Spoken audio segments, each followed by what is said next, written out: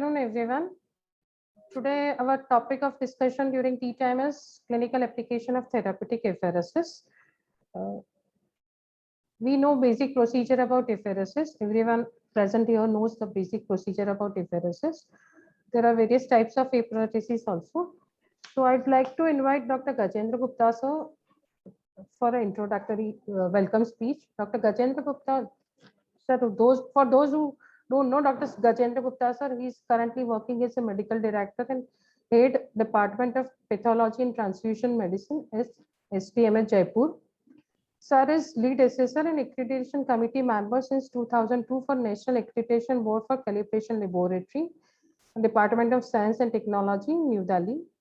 He is a formal technical committee member, chairperson of NABH and accreditation committee, member of Quality Council of India.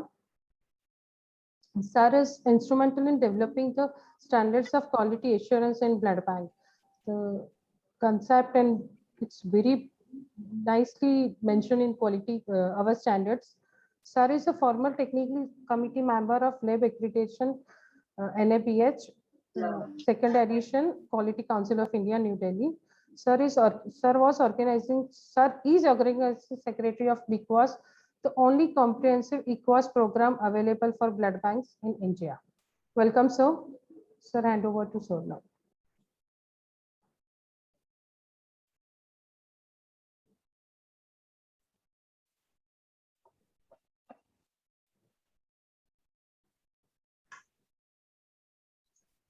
Sir, you're mute. Mute, sir. So good afternoon, everybody, and I welcome you all to the second webinar of ATOM India chapter. And I should really congratulate the team, the way they have rolled down this 6 beautiful and useful webinar, and including all executive and the discussion team which have designed this useful webinar. And we can see the result by seeing it that 189 registration already done in morning. So the response is good, and this is what we all want, that learning should continue. If we don't meet physically for the tea, let us have a charcha at chai through webinar. So this is a good concept, and name I believe was given by Sangeeta or Sadhna, I think separately, that let us have this thing at name, very popular. So I thank you all, and I welcome you for the response which you are giving. And I should congratulate the winner of first webinar quiz, which ICUJ conducted very beautifully. I think Dr. Lavanya RS. So 5,000 rupees has been transferred, and we have received a thanks email. But we want more communication and some smileys for the winners, so that we can show everybody that who is winning the quiz. And the participation was good, and definitely it was useful also.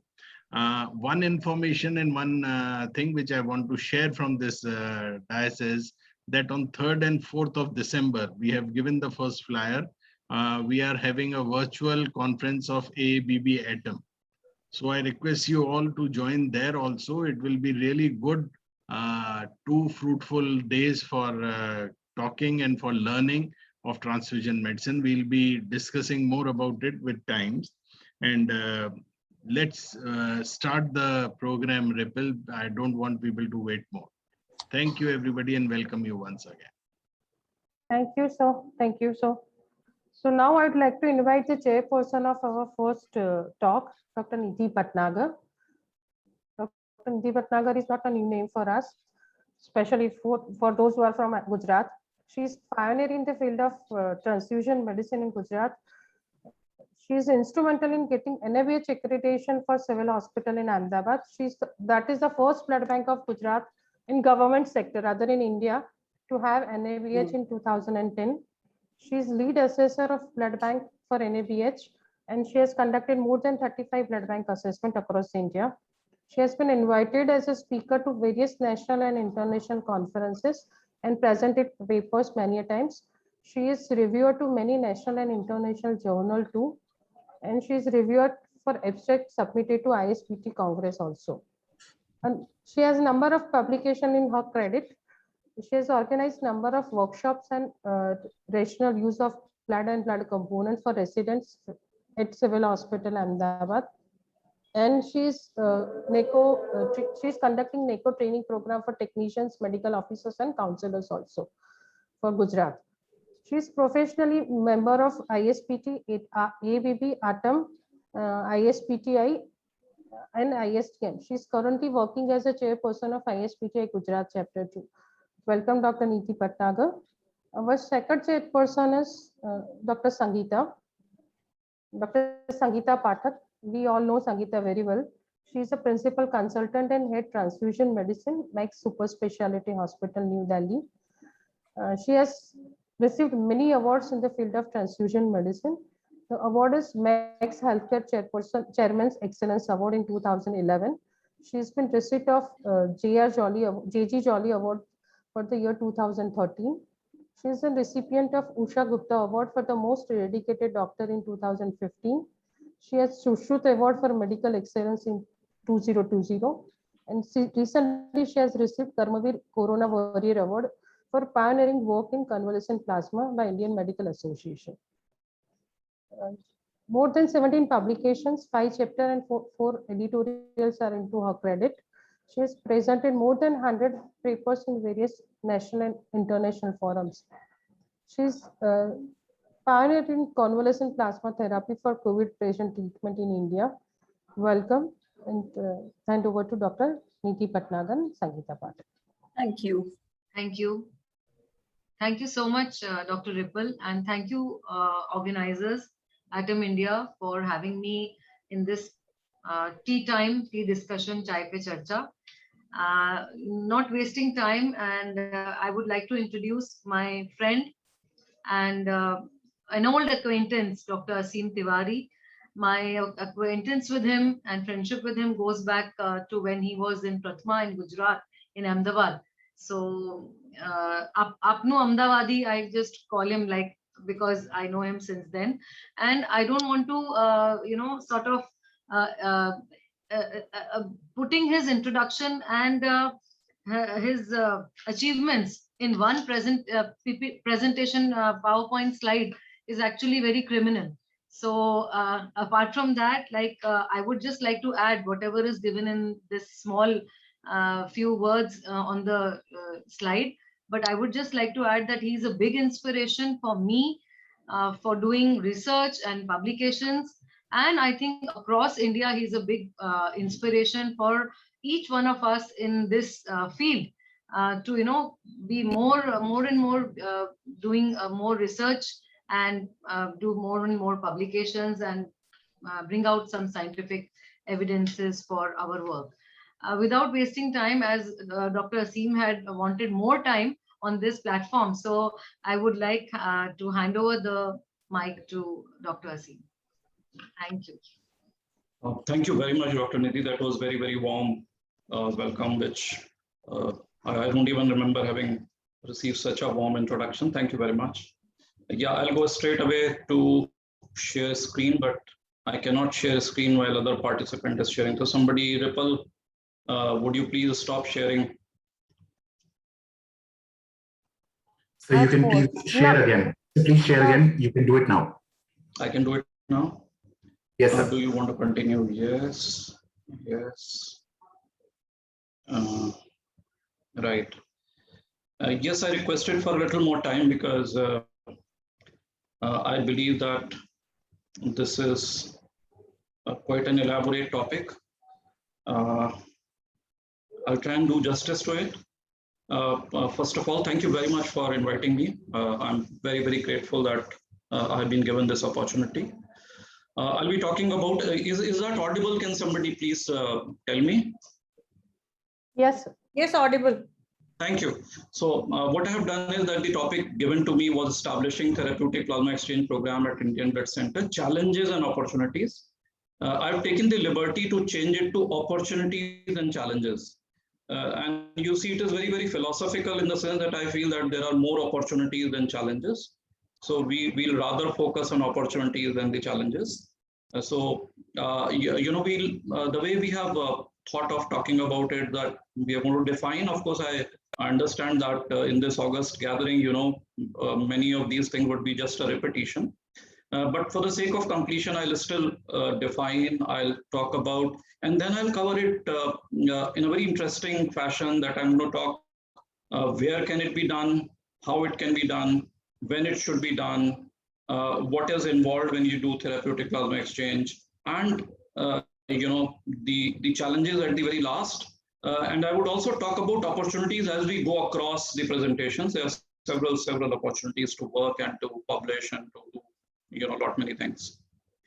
So we all are aware that when you sort of apheresis can be used for donor and apheresis can be used for patients. When you remove a pathological component, it's a therapeutic apheresis. If you look at the bottom, sometimes people use plasmapheresis word where the plasma is being removed, and plasma exchange word when the plasma is being removed and also replaced with some kind of fluid. But I suggest that in most of the publications and most of the textbooks, they are used interchangeably. And there are several abbreviations, TA for therapeutic apheresis, or TPE for therapeutic plasma exchange, or PLEX for plasma exchange, and they essentially mean the same. There are some differences which we'll understand a little later.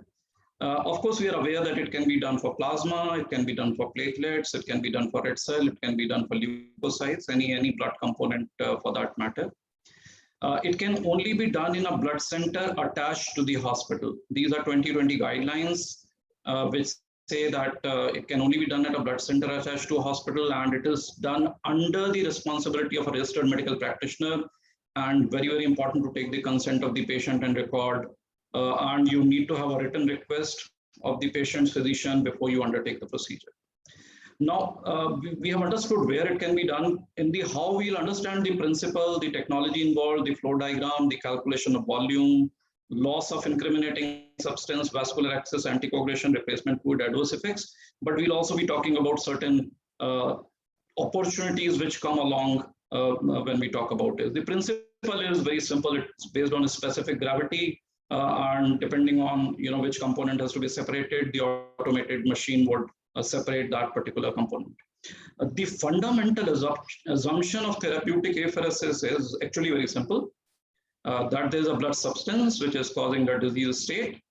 And if you remove this disease-causing incriminating substance, you alleviate the disease. However, it is not really only the reduction in the pathological substance. You may supply an essential substance as is done in TTP. You may altering antigen antibody, the ratio and the reaction. You may clear the immune complexes, and there may be some amount of placebo effect also. And there may be a combination of many things which give the final benefit to the patient. Now, it can be done either by a filtration or a membrane-based machine, which is more commonly used by a nephrologist, or it can be done by centrifugation, which is used more commonly by transfusion medicine specialists like ourselves. In the centrifugation machine, it can be either an intermittent flow or a continuous flow. And this is a very interesting article which I want to bring to your notice, that conventional apheresis therapy is a review written by a nephrologist himself. And if you look at this slide, the bottom part of the slide, that in the centrifugal plasma exchange, the plasma extraction ratio is 80%, as compared to the membrane therapeutic plasma exchange, where the plasma extraction ratio is 30%. So this is very, very important for us to understand that the centrifugal TP is far more effective and efficient as compared to the membrane therapeutic plasma exchange. Of course, the volume, there is a standard formula, total blood volume into multiplied by 1 minus hematocrit. So, one volume in this case would be 3600, 1.5 volume would be 5400, or another way is 40 ml per kg. So a 70 kg adult would have around 2,800 or around 3,000, 3 liters of plasma in his or her body. This is a typical, diagram which is taught to postgraduates, that on the x-axis there is a volume, 1 volume, 2 volume, 3 volume, and the plasma remaining is on the y-axis. And you can see it is very, very efficient during the initial 1 volume, and then the efficiency goes down. And the side effects come in. So generally you do 1 to 1.5 volume of a conventional plasmapheresis, we'll understand what is conventional plasmapheresis. Now, conventional plasmapheresis is where you remove plasma and replace it with plasma or albumin or a combination of plasma, albumin, normal saline, etc. And you see, this is how opportunities come. So this is a paper which we published in 2012. Plasmapheresis as preconditioning protocol in an extremely high titer ABO incompatible renal transplant case, a new prospect for chronic kidney disease patients in India. This was early on in our sort of ABO incompatible transplant journey, and the patient was O negative and the donor was his mother, who was B positive. And we actually, took a wrong patient because we were not really so learned at that point of time. So we took a very high titer patient actually. And we had to do 11 plasmapheresis procedure pre-operatively, and on the side of caution, we were erring on the side of caution. We also did 4 procedures post-operatively to maintain the titer of anti-B. The good news is that it was possibly the first reported case from India where we used conventional plasmapheresis procedure, and the patient continues to do well after many, many months of follow-up. So this is how opportunities come when we talk of plasmapheresis. Of course, after some time, we understood that the conventional plasma exchange is the first step. But as the science progressed, as the apheresis developed, there were in addition to plasma exchange, you could use a membrane, or you could use a centrifuge in addition to the first centrifugation where you remove red cell and plasma. If you use a membrane and if you use 2 membrane, it becomes DFPP, double filtration plasmapheresis. And if you use 1 centrifuge and 1 membrane, it becomes cascade filtration.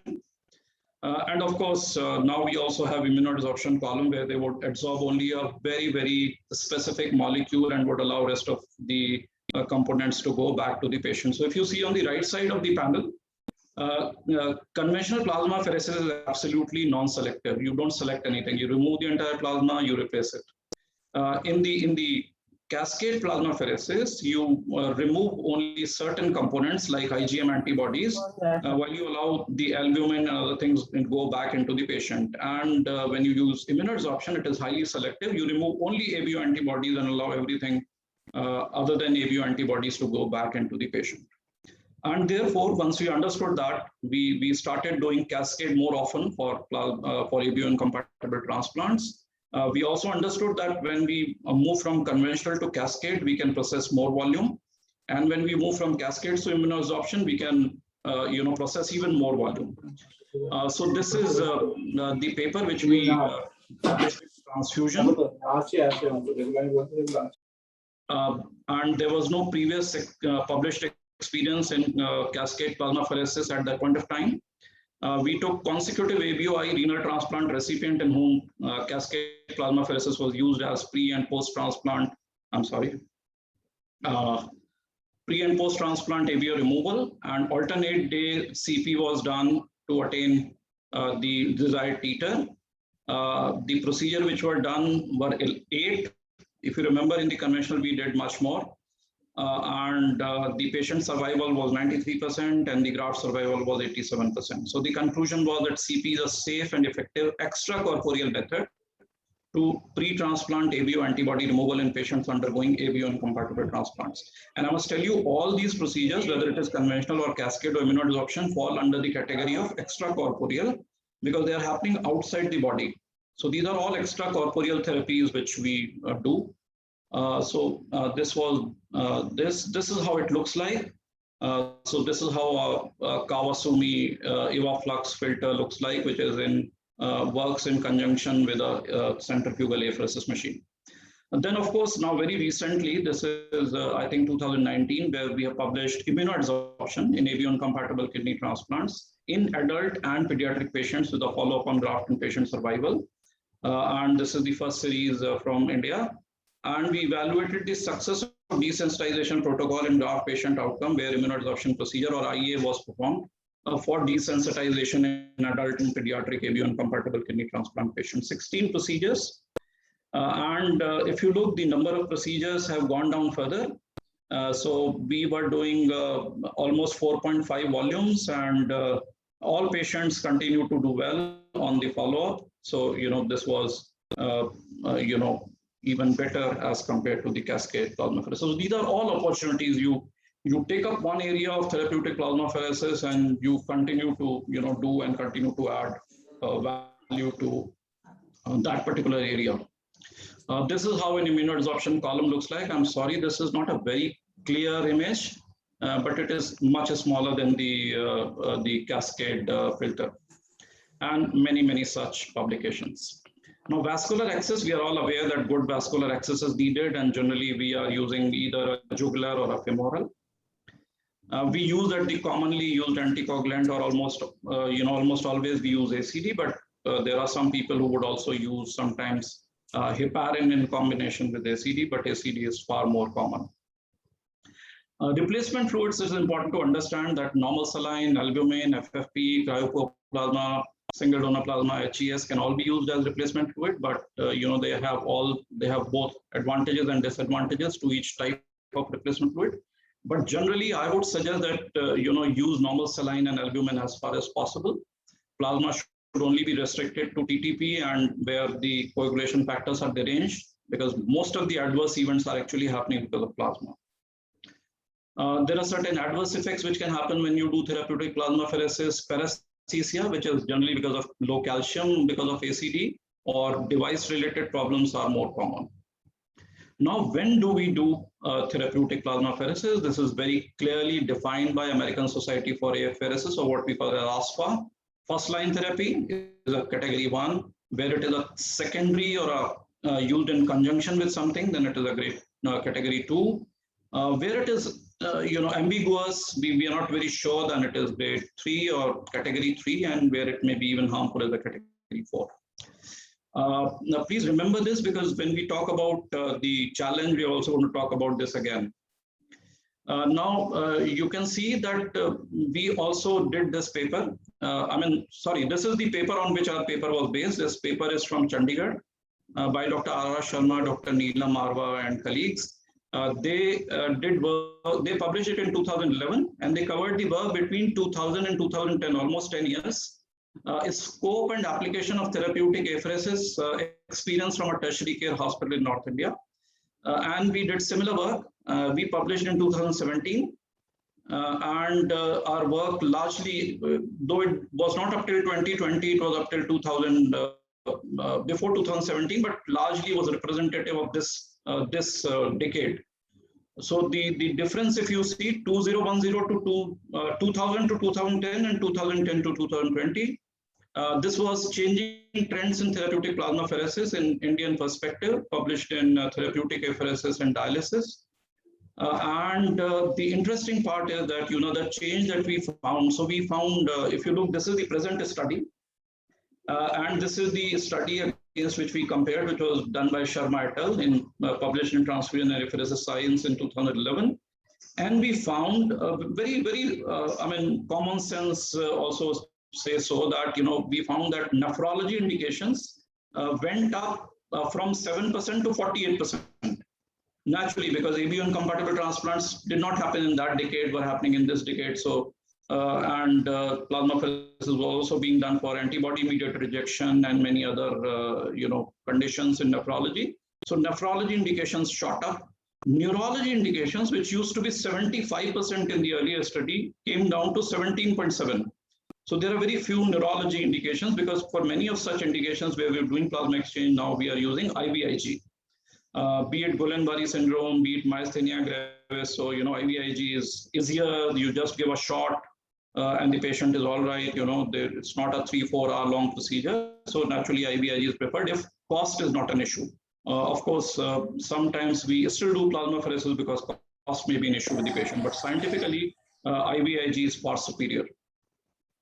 So in brief, if I can say, the study analyzed the changes in therapeutic plasmapheresis over last decade.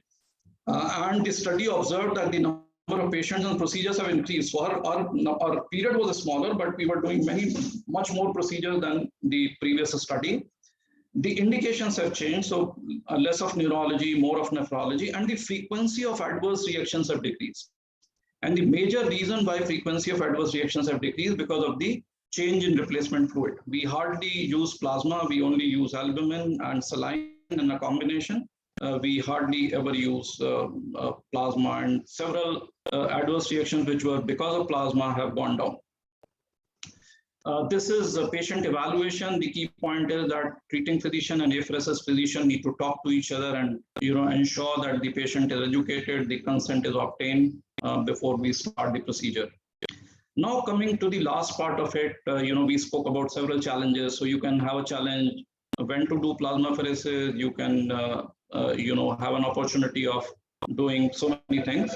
But if we talk of challenge, then this is one challenge which we are sharing, which we have published also, that there was a problem that we found. It is, of course, long back, that physicians would order plasmapheresis for various indications, but sometimes they would, underuse or overuse. So we were not very happy.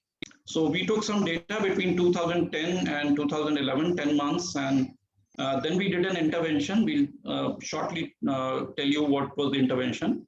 And then we took data after that, again for similar period of time for 9 months between April 2012 to 2013.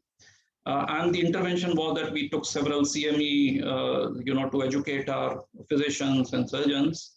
The aim of these CMEs was to share indications, the clinical aspects, the managerial aspect of therapeutic apheresis. And there were 73 treating physicians from neurology, hemato-oncology, nephrology, rheumatology, and we had clinical rounds. We had one-to-many, we had one-to-one interaction, we had all kind of interactions. And this is the result that we found, in the post as compared to the pre-intervention. So if you look at category 1, in the category 1 indication was done in 19 patients. But after the intervention, the category 1 indications shot up to 54. Likewise, if you look at the last on the right-hand extreme corner, that there were plasmapheresis being done even for the procedures which were not even defined in ASPA category, then was being done as a last resort, have reduced considerably after these educational sessions. Likewise, we saw that the replacement fluid, which used to be almost 89% plasma in the pre-intervention time, came down to 47% in the post-intervention time, and other half, almost half of was comprising of albumin largely. So, and therefore we also saw that adverse reactions have gone down. So when earlier 27% came down to 14%. And we also found that after the post-intervention, it was more often adequate, than inadequate. So these were the. So in fact, I would say that even in this challenge, we could find an opportunity to correct it. And then this won a Harold Gunson Prize for my colleague in Korea, I believe. Likewise, there is another paper which I found on the internet, and this is in Nigeria. Where they say that therapeutic apheresis is neither readily available nor affordable in many parts of Africa. The survey of Nigerian nephrology professionals on TPE was done, and they found that 56.7% respondents had very little knowledge, 40% had moderate, and 2.7% had good knowledge. So the conclusion was that significant limitation in accessibility, availability, and use of TPE in Nigeria. And knowledge of TPE and its application is minimal among nephrology professionals. So this is not exactly the same, but mirroring the similar sort of observations in another country, which is more like India than the Western countries. So if I can summarize the entire thing, the therapeutic apheresis treats disease by removal or extracorporeal manipulation of pathological substance or any other blood component. And this can be achieved by centrifugation, filtration, selective adsorption, or photopheresis. ASPA gives guidelines, and they also revise their guidelines every 3 years. So these need to be followed. These are very, very well written and very, very useful guidelines. Medical evaluation of apheresis patients should focus on indication, the type of procedure, the frequency, the number of treatments, the therapeutic goal, ability of the patient to tolerate apheresis, vascular access, and medications.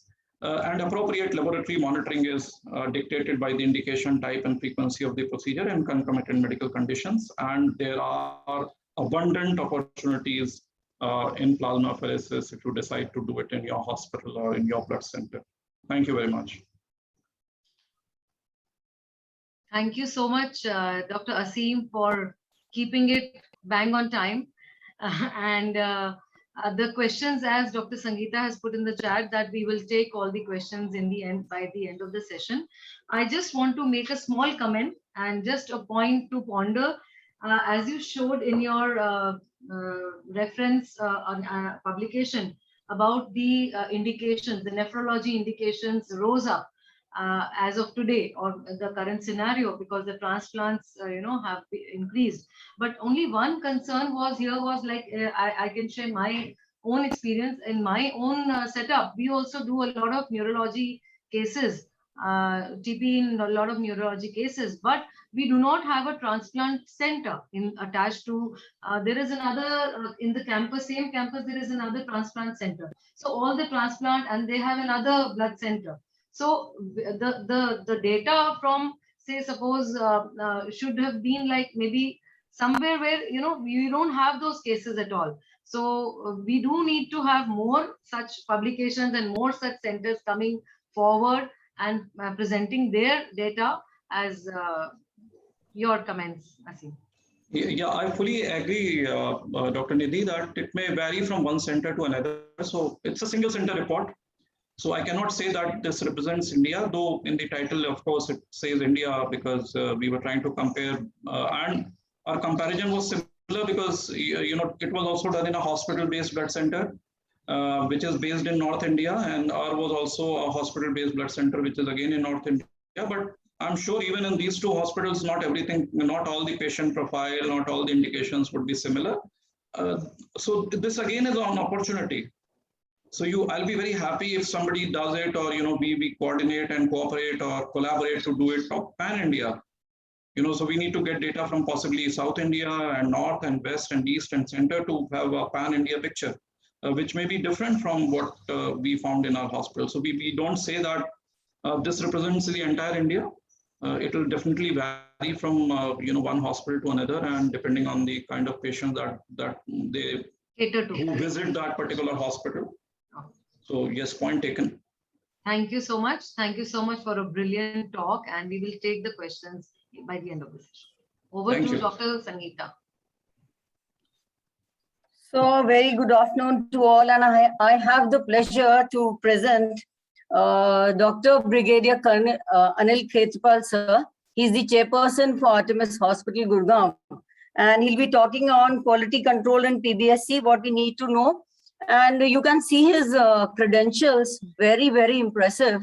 He is the technical skills and expertise he has are 34 years of experience in practice and teaching of pathology and transfusion medicine, experience of more than 700 stem cell harvest. This is the reason that we chose him to give this topic, deliver this talk today, and instrumental in getting NABH accreditation of blood center and National Marrow Donor accreditation for Artemis Hospital, experience in regenerative medicine using adult human mesenchymal stem cells, NABH assessor for blood centers, and he's an MD pathology from AFFC Pune, and presented a lot of papers and have been awarded the Sena Medal Army Award.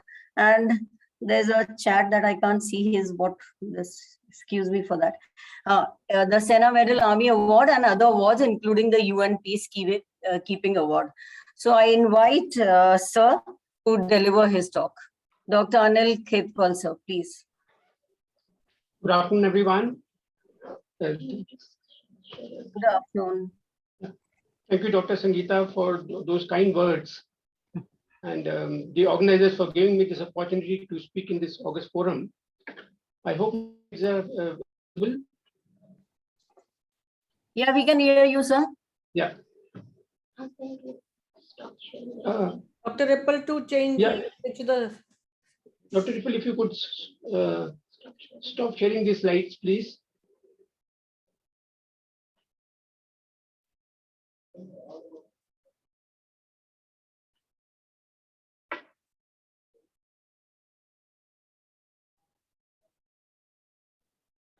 Sir, I stopped sharing. So Okay. you can. Sir, you share your screen. Yeah.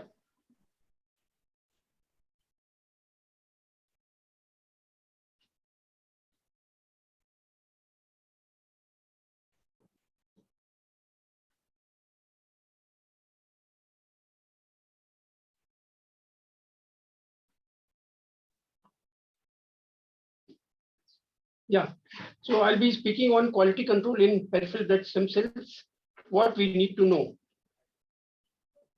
You'll all agree with me that hematopoietic stem cell transplant has become an increasingly viable option in the treatment of both malignant and non-malignant diseases of hematopoietic stem cells. The number of centers performing these procedures is increasing by the day, and hence there is variability in the quality control practices based on availability of resources, cost, and the local practices. In recent years, peripheral blood stem cell has replaced bone marrow transplant for both autologous and allogenic stem cells in adults due to its inherent advantages. Now, stem cell is an unspecialized cell which is able to proliferate and self-renew, giving rise to differentiated cells. Of the various kinds of stem cells, that is totipotent, pluripotent, and multipotent, hematopoietic stem cells are adult stem cells and belong to the multipotent category. In the peripheral blood, these stem cells are found in limited numbers and range from 0.01% to 0.1% of all nucleated cells. Why there is need for quality? It is to ensure best practices, good manufacturing practices, and regulatory compliance. The cellular therapy laboratory and the clinical transplant program should assess the quality of hematopoietic stem cells product before infusion. Viability, potency, and stability of the graft not only constitute formal release criteria, but they also translate into safe and effective transplant outcome. The final QC of hematopoietic stem cells is a successful and persistent 3-lineage engraftment post-transplant. The aim of quality assurance is to ensure compliance with the standards, and standards are accepted performance guidelines. These should either be met or exceeded, and these are established by an individual laboratory or by professional accrediting agencies or by government regulatory agencies. Now, the major aspects of quality assurance are that we should have SOPs in place, there should be documentation and record keeping, personal qualification has to be seen, training, equipment quality control, supplies and reagents, and process control, which includes processing, for example, manipulation procedures, cryopreservation, labeling, storage, transportation, thawing, and infusion. Now, the quality control in peripheral blood stem cells serves dual purpose: monitoring of laboratory practices and determining the suitability of the final product. An ideal quality assay should be easy to perform, quick, inexpensive, and representative of a function related to the in vivo effectiveness of the product.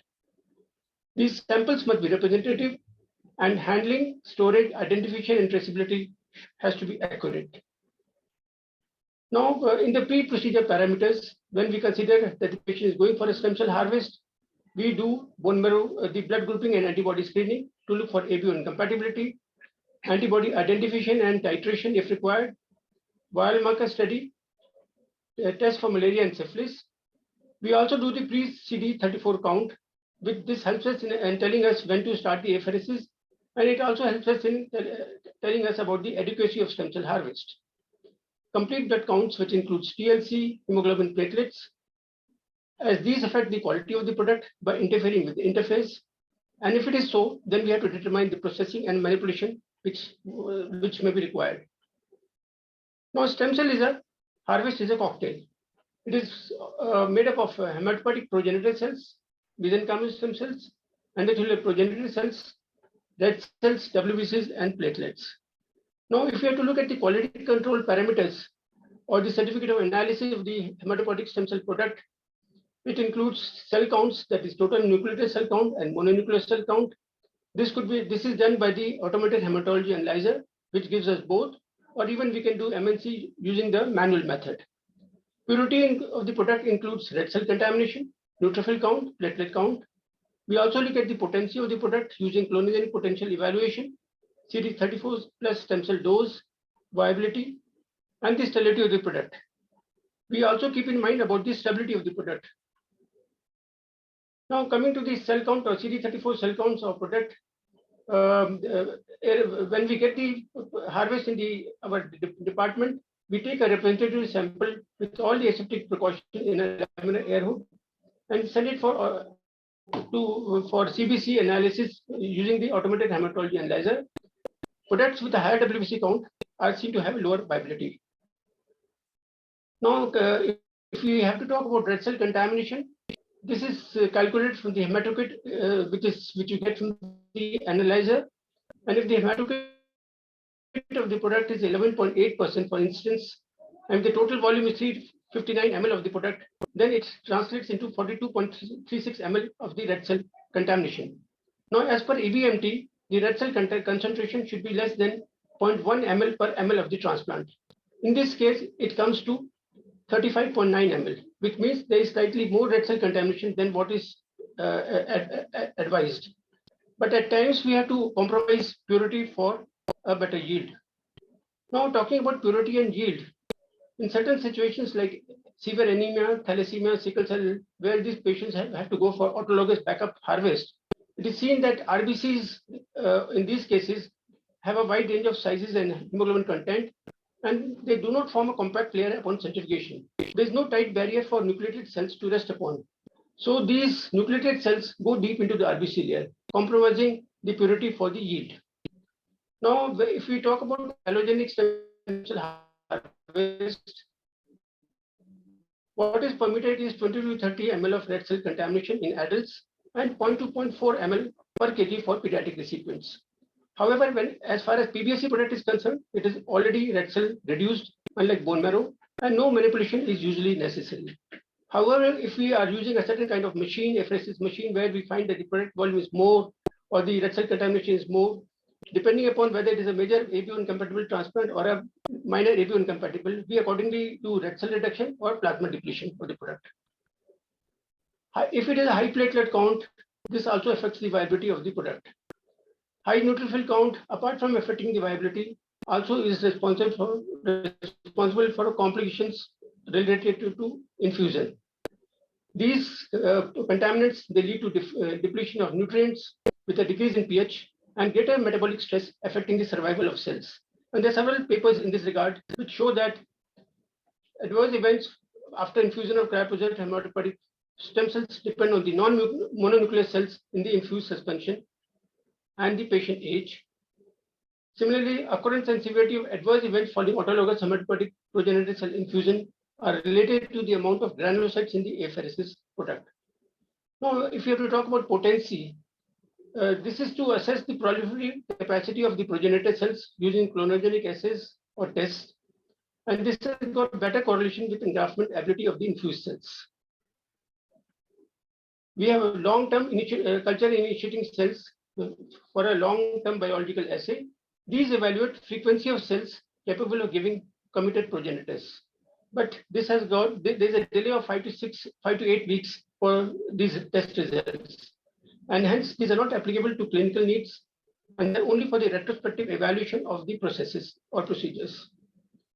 Now, in the absence of a simpler assay for uncommitted hematopoietic progenitor cells, we use surrogate short-term assays for committed progenitors like CFU gram-site monocyte, burst-forming unit erythrocyte, colony-forming unit granulocyte, erythrocyte, monocyte, and megakaryocyte. However, the limitations, as I mentioned, is lack of standardization due to the factors affecting the cell growth, culture growth, for instance, method of sampling, culture media used, growth factors used, seeding cell concentration, and because of the delay in the getting the results. Threshold for a fresh hematopoietic stem cell harvest is CFU GM growth of more than 5 nutrients per 4 per kg. And for a cryopreserved product, it is more than 1:10 per 5 per kg. Coming to CD34 enumeration and this calculation of the dose, as we know, CD34 is a transmembrane glycoprotein, which is expressed on human stem cells and progenitor cells. It is also expressed on more mature post-clonogenic precursor cells.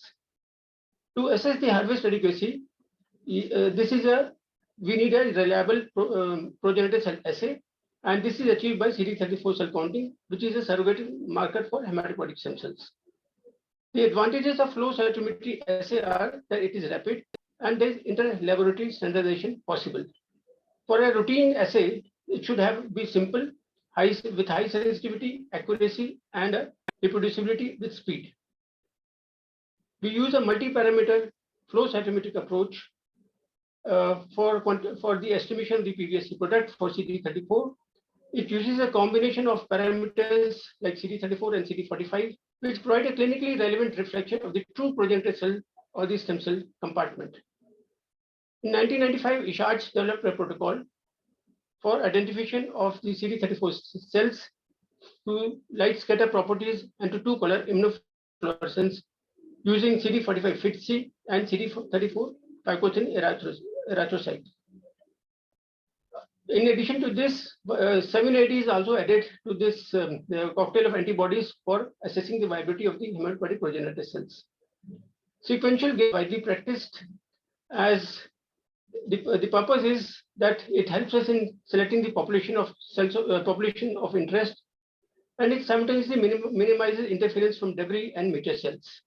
And this is based on the Boolean logic, which excludes non-specific background events, and internal fluorescence counting is then using beads to get an absolute CD34 cell count. Now, if you have to look at the characteristics of CD34 cells by flow cytometry, it is a cell which is CD34 antigen positive, which expresses low CD45, that is CD45 dim. It has got low side scatter and low to intermediate forward scatter, something like a lymphocyte. As CD34 cell events are rare events, in the peripheral blood, so there is a Poisson distribution of this. It is recommended that a minimum of 100 CD34 events and at least 75,000 for CD45 events are used for precision of the test. We use a whole blood lyse no wash technique using a single platform, either Beckman-Coulter or BD. Daily QC is performed and CBC is run with each sample. And this is cross-checked with this TLC and proportion of the various WBCs on flow cytometer. Sample processing is done and acquisition is performed. And the sample should have a TLC of less than 10,000 into 10⁹ per liter. The kits used are different for the two platforms.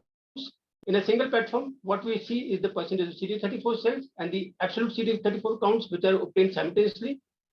Whereas in a double platform, that is how it started initially, we get a percentage of CD34 cells count by flow cytometer, and a hematology analyzer is used to get the TLC for estimation of the absolute CD34 count.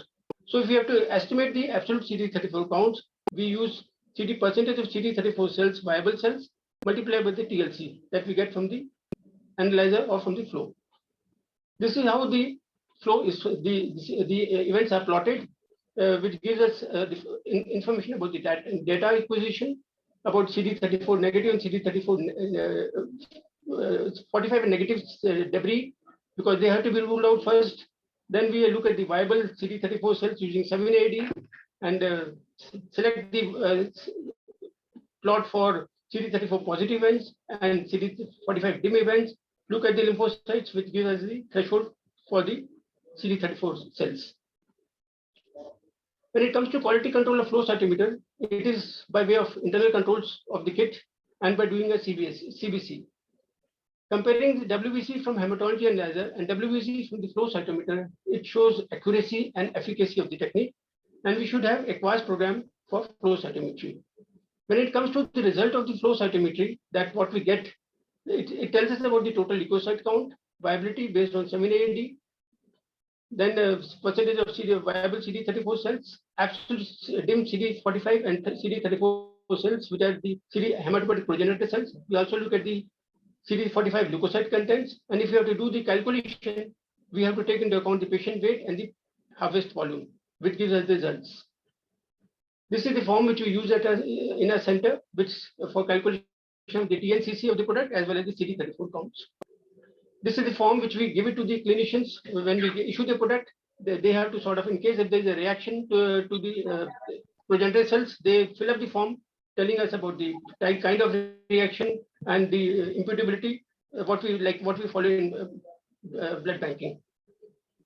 Now, coming to the stem cell targets and doses, the minimum target for an autologous PBC harvest is 2 million cells per CD34 cells per kilogram body weight. This is the minimum recommended. However, higher target dose may result in faster engraftment times. And for a matched sibling donor, it is 2 to 3 million inductance per 6 CD34 cells per kg. And for mud and haplo, it should be more than 5 million cells per kg. This is as per Indian reference, that is the ICMR reference. Coming to the dye viability test, talking about the dye exclusion test, we know that the viable cells, they do not take up the dye, but the dead cells, they do take up the dye. So that is how it is called as dye exclusion test. And the various techniques are the trypan blue, which is commonly used using a light microscopy, then propydium iodide using a fluorescent microscopy, and 7-amino-actinomycin D using a flow cytometry. Propydium iodide viability test is more accurate vis-a-vis the trypan blue because large number of cells are detected. However, the drawback of both these trypan blue and the propydium iodide are that they measure the viability of the nucleated cells, and hematopoietic progenitor cells comprise just a small fraction of the nucleated cells. However, 7AD directly identifies the percentage of CD34 viable cells and is able to discriminate between total nucleated cells and 34 cell viability. Now, the factors which may affect the viability, apart from the product-related factors, as already mentioned, like high platelet count, high neutrophil count, even storage duration matters. Now, if you have to store the product up to 72 hours, we use 2 to 8 degrees Celsius temperature. And for a long-term storage using liquid nitrogen, it is by way of control rate freezing, where we can store for 10 years or even longer. And we also have got damp freezing, where we can store the product up to 6 months. Coming to the cultures for sterility, ideally aerobic, anaerobic, and fungal cultures need to be carried out to detect bacterial and fungal contamination before and after manipulation. The microbial contamination of the product can happen due to doing collection, doing processing, or doing cryopreservation. And interpretation of a positive microbial culture at times becomes difficult when the organisms are either originated from the product itself or during the manipulation procedure. And the potential sources of contamination could be skin commensals, the bacteremia following chemotherapy, infected dwelling venous catheters, improper execution of aseptic techniques, contaminated reagents, or laboratory equipment. And the incidence varies from 1 to 21%. When it comes to peripheral blood, it is from 1 to 5%. So, as we know that hematopoietic progenitor cells are usually not replaceable, unlike other blood products. So, even if the culture is positive, which we get to know later, because the results are not obtained at the time of release, in that case, we have to use prophylactic antibiotic in consultation with the clinician so that we don't do away with the product. Because we have seen that even if there is a mild contamination or a bacterial growth, it is not really serious when it comes to the life of the patient. The various techniques used for doing the bacterial culture are the BacT-Alert, BacTech, and also the PCR-based test. In case if you are not able to use this, get the results on time, then the rapid methods are there like gram staining, enterotoxin measurement, and mycoplasma testing. And the key to sterility is the prevention is the key to sterility. We have to do quality control test before transplantation. That is, we post-thaw product. We look at the turbidity, color. We look at the integrity of the bag, the temperature during the storage, and we do a quality control test from one of the samples for cell count, CD34 count using flow cytometry, viability using 7AD or trypan blue, and sterility. And clonogenic assays are also performed by centers who are into research. Or the centers like who do umbilical cord banking, so they usually perform these assays. Now, when it comes to quality control inspection, looking at the threshold of viability of the cryopreserved product, the viability should be more than 70%, and for CD45 cells, it should be more than 50%. Reasons for low post-thaw viability are high platelet counts, high WBC count, that is granulocytes, high red cell concentration, and so on. If we have to do manipulation or graft engineering of the product in order to reduce GvHD prevention, we have to look at T cell depletion. This could be either by way of positive selection, CD34 selection, or enrichment, which passively decreases T and B cells, or by active negative selection for depletion of T cell, that is T cell receptor alpha beta and CD1945 RA depletion. At our hospital, we have done a couple of cases, like about 8 to 10 cases where we have got these depletion studies done, and they are really helpful. In case if we are not able to get these studies done, then post-transplant cyclophosphamide is what is recommended by clinicians to take care of the T cells. And the threshold that we look at after manipulation is 3 to 4 log reduction of the T cells from the baseline. In haploidentical stem cell transplant, the residual T cells should not exceed 15 to 10 to the power of 3 per kg. Now, when it comes to thawing, they should ideally be done at the patient using a Ziploc bag, and thawing has to be done rapidly in a 37-degree water bath, and one bag has to be thawed at a time.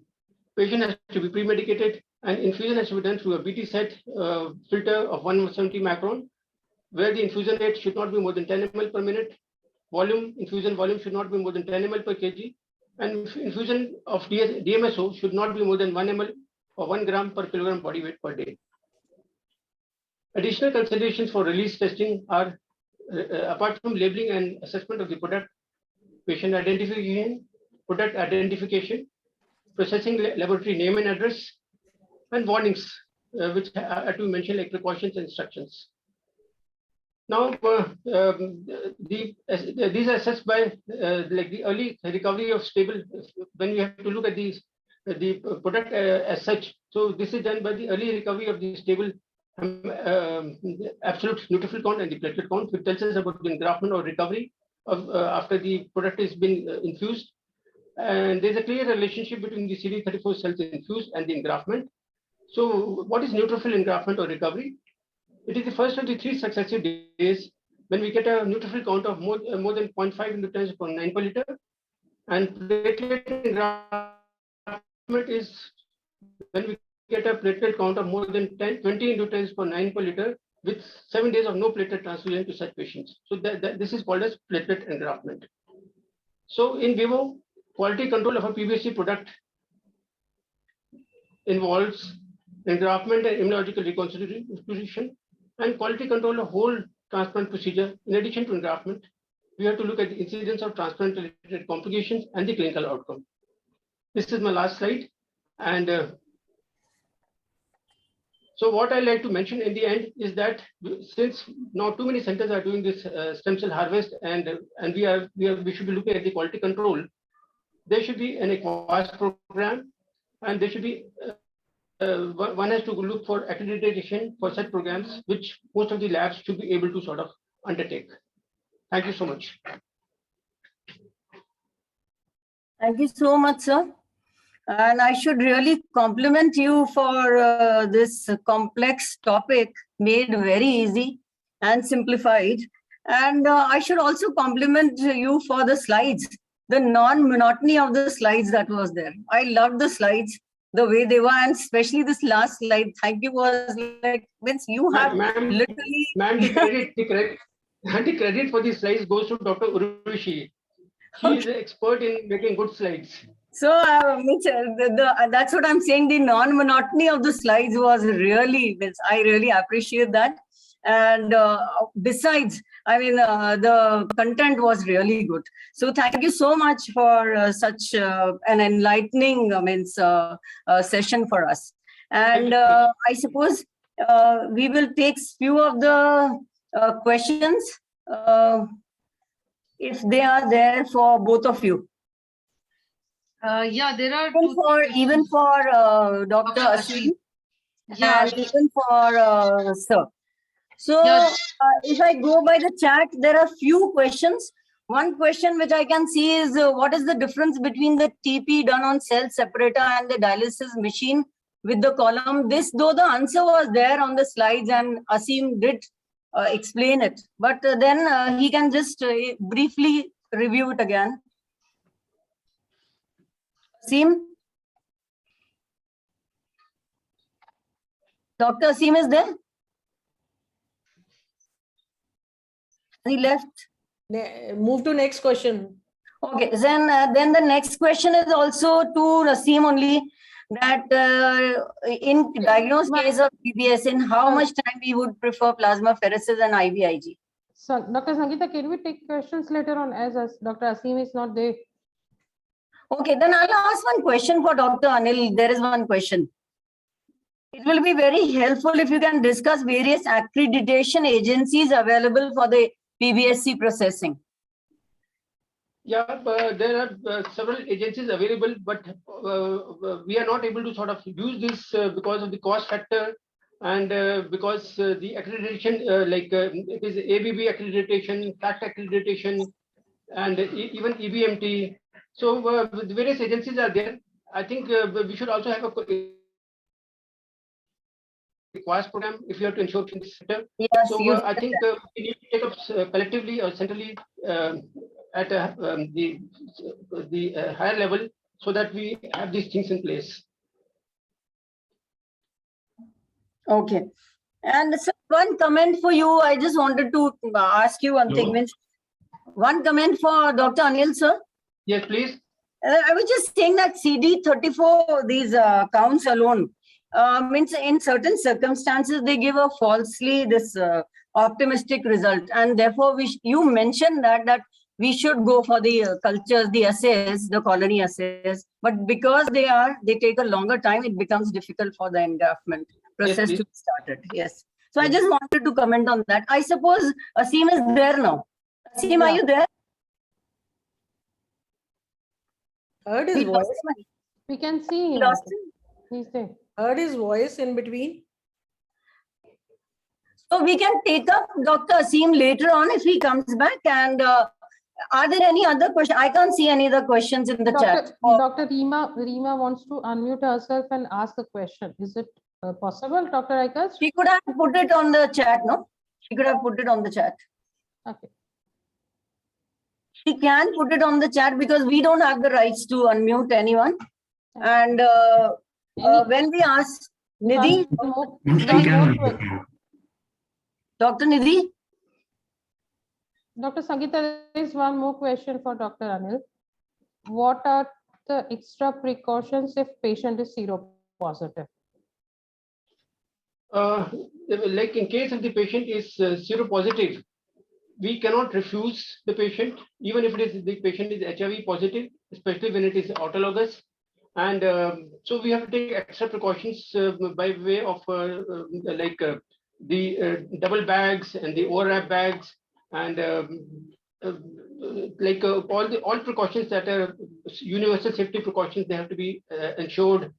And even if we have to cryopreserve the product, if it is an autologous, it should be in a segregated area in the cryo tank. It should not be with other, so that there is no cross contamination of this product with other non-infected products. So such kind of precautions we need to take, but we cannot refuse such patient, and we have to do procedures in such cases. so there's one more question for you. Can we have the comprehensive QC sheet for PBSC, which is followed by you? This is from Dr. Sudha Ranganathan. Yeah, we can share this with everyone. We'll put it what we follow at our center. I think what we are following is after doing so many procedures, close to 700, we have whatever I think we are doing is of a particular standard. So I think we'll share this sheet with everyone. Sure. Thank you so much, sir. And there's one more question from Sajid Mukhida. Any PBSC product bacterial culture positive report till now? Yeah, we do get at times bacterial culture positive, but these are skin commensals or saprophytes. So really, we don't have to worry about it. The saprophytes, we just share it with the clinician, and so there's no sort of bacteria or the gram-negative bacteria that we have come across so far, and no product is discarded as such. And there have been no fatality or morbidity in any such patients where we use skin commensals if they are there in the product. Okay. There's one more question from Mohan Das. When is the ideal time to perform viability test on the cryopreserved product? See, viability test after we store the product in different allocates. Before the product is released, one allocate is taken out and the viability test is performed. Most of the centers do trap and do viability test, but what is advised is CD34 because the allocates could be retrieved separately before the product is moved from the cryo tank. And it takes about 1 hour for all these tests to be carried out, CD34 test or tap and blue viability. And after these are done, a certificate of analysis is issued along with the product, which tells us about the viability, the cell count, and these are required before we infuse the product to the patient.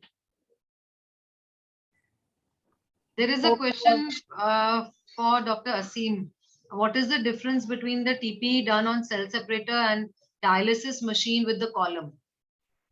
Yeah, I think I mentioned that the efficiency of centrifugal machines is far superior as compared to the membrane-based machines. There was a slide also of it on when you presented. Yeah. And one more by from Dr. Rishi Raj. In diagnosed case of GBS, in how much time we should prefer plasmapheresis and IVIG? You see, if money is not a problem, I would always prefer IVIG. It's a very simple thing. You just give a shot. It's not a cumbersome procedure, and the patient respond equally well to both the procedures. But TP is a long, cumbersome procedure. You will do it for 4 or 5 hours. But there are several centers, I'm aware, especially in government sector, where money is an issue, and TP turns out to be cheaper as compared to IVIG. Then you do TP. This is the economic part. Another thing which we have noticed that sometimes patients who do not respond to IVIG respond to TP and vice versa. So sometimes it is also true that patients do not respond to TP and they would respond to IVIG. So that needs to be kept in mind. One last question for you is from Dr. Neha. Could you like to express the thought of a specific indication of FFP as a replacement fluid? Of course, TTP-HUS is one indication, and the other is wherever your liver is, compromised and your INR is more than 1.5. I would again use FFP. But other than these two conditions, I would never use FFP. I don't see any other questions. So, Nidhi, we should now hand over the mic to Ripple because I suppose we are getting out of time now. We are running out of time. Thank you so much. Thank you so much. Thank you so much from both the chairpersons to the organizers for having us here. Thanks a lot. Thanks. Thank you. Thank you. Thank you, please. Thank you, chairpersons and speakers, for very interactive and informative session. So now we'll move towards the next part, that is a quiz. I know many of you are very interested to participate in this quiz program now. So quiz is, we all know, nobody is better than Dr. Aikach for quiz program.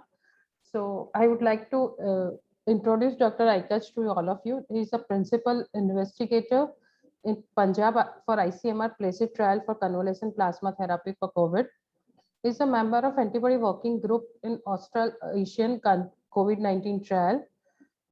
He is a national quiz master for postgraduate immunohematology and blood transfusion quiz.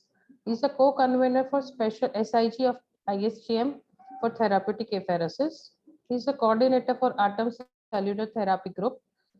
He has a special interest in PBSC extraction and cellular therapy.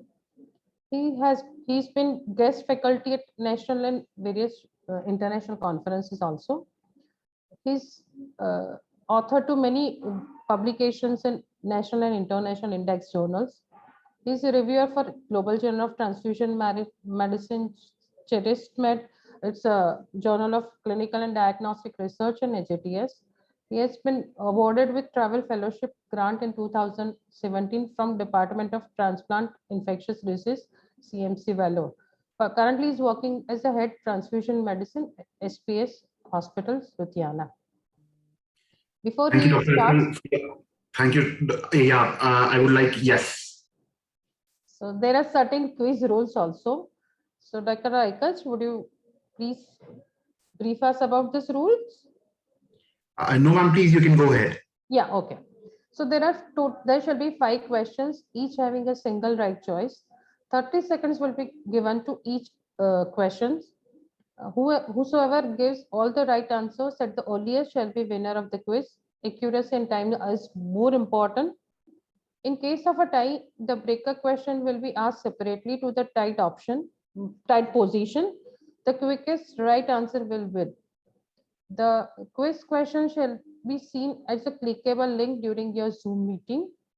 You must have received that link also. Atom India shall not be liable in case the quiz is interrupted due to any technical glitch in the software, power failure, internet connection disruptions, or any other unforeseen circumstances. In case of multiple members for sharing a single screen, the answer shall be submitted under the name of the registrant who has logged in, and the prize will also be given to the same person. Others cannot claim the prize and answers. You are encouraged to use individual login to each person. And that is why we request everyone to do individual registrations. All members are requested to update their Zoom app in their mobile phone, desktop, laptop, as the quiz can be played only on the latest version of Zoom app. In case of any dispute, the decision of Honorable Secretary Atom India and the Joint Secretary Scientific shall be final and binding. The winner shall be awarded with as per the Atom policy. Thank you and hand over to Dr. Aikach.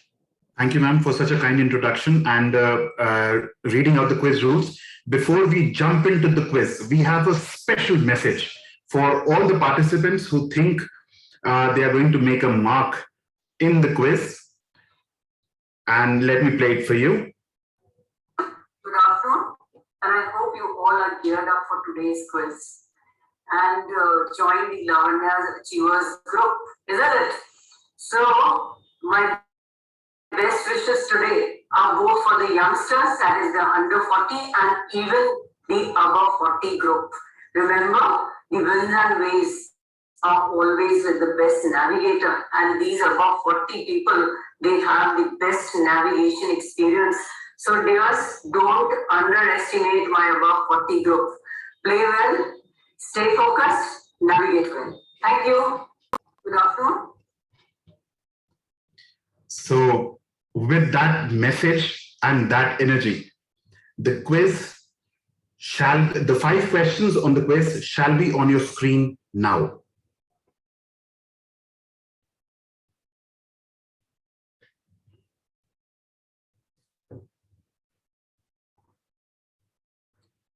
Which of the following disease category recommendation pair is correctly matched with respect to therapeutic plasma exchange?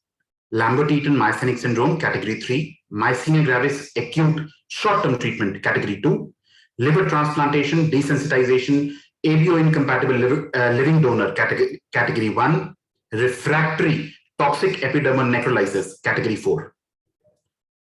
All of the following are mobilization strategies for autologous stem cell transplantation in myeloma except Plerixafor alone, GCSF with Plerixafor, GCSF alone, cyclophosphamide.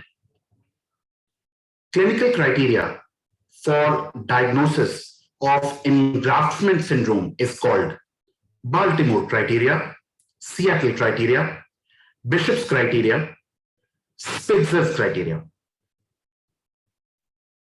Which of the following is not a factor which is associated with suboptimal stem cell collection from allogenic donors? Younger age, less than 38 years old, female gender, small body weight or body mass index, low pre-apheresis blood CD34 cell count. The most common side effect after mobilization using GCSF alone is nausea, vomiting, fatigue, headache, bone pain. 1 minute and 45 seconds are over. You have 45 seconds more to answer these 5 questions.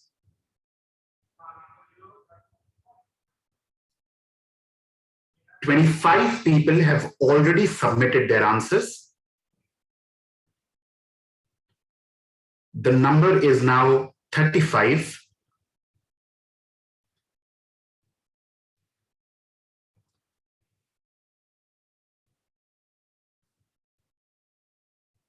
With 15 seconds more,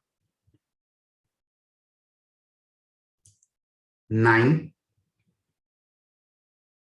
5,